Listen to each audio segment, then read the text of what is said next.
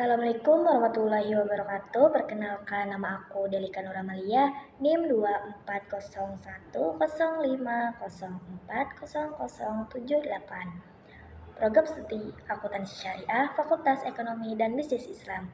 Di sini aku ingin menjelaskan apa sih itu PPh 21.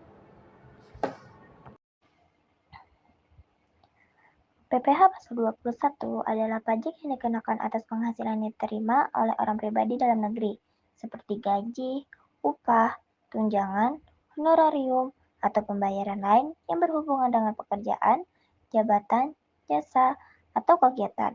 Biasanya, pajak ini dipotong langsung oleh pihak pemberi kerja setiap bulannya. Kemudian ada dasar hukum PPh 21. Apa-apa aja sih dasar-dasar hukum PPh 21? Dasar hukum PPh pasal 21 sebagai berikut. Yang pertama, Undang-Undang Nomor 7 Tahun 2021 tentang harmonisasi peraturan perpajakan.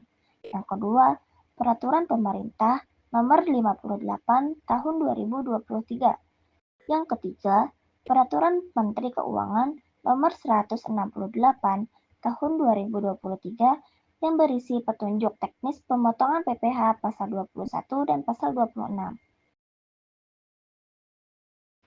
Selanjutnya, ada subjek dan objek pajak. Kalian tahu tidak sih apa aja sih subjek dan objek pajak itu? Selanjutnya, subjek PPh pasal 21 adalah orang pribadi dalam negeri yang menerima atau memperoleh penghasilan dari pekerjaan, jasa, atau kegiatan di Indonesia, seperti pegawai tetap, pegawai tidak tetap, bukan pegawai, atau konsultan, narasumber, penerima pensiun, dan peserta kegiatan. Selanjutnya, ada objek PPh pasal 21 adalah setiap penghasilan yang diterima subjek tersebut, seperti gaji, upah, tunjangan, honorarium, bonus, pesangon, uang pensiun, dan imbalan jasa lainnya, termasuk natura atau kenikmatan yang diberikan pemberi kerja. Selanjutnya, apa aja sih mekanisme pemotongan pajak? Selanjutnya, ada mekanisme pemotongan PPh 21. Pertama, pemotongan pajak dilakukan oleh pemberi kerja atau pihak yang membayar. Kedua, pajak dipotong saat penghasilan dibayarkan atau diterima. Yang ketiga, perhitungan dilakukan dengan tarif efektif rata-rata atau TER. 4. Hasil potongan PPh 21 langsung dikurangi dari gaji penerima. 5. Pajak yang sudah dipotong disetor ke kas negara oleh pemberi kerja. 6. Pemberi kerja wajib lapor pemotongan ke DJP. 7. Pegawai menerima bukti potong atau formulir 1721A1. Selanjutnya, adapun tarif-tarif pajak.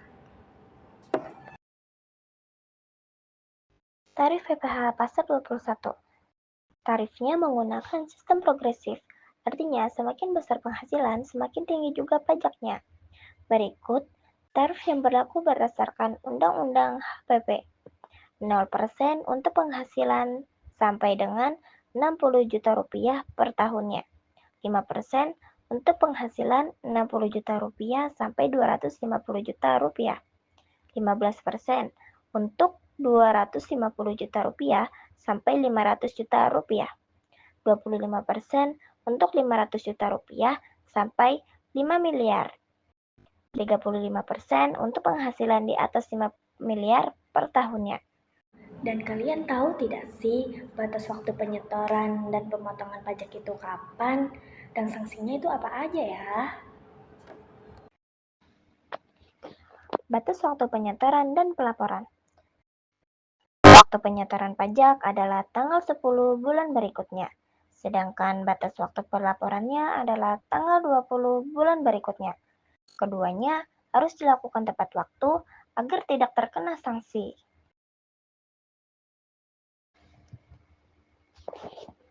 Sanksi PPh 21 terbagi menjadi dua.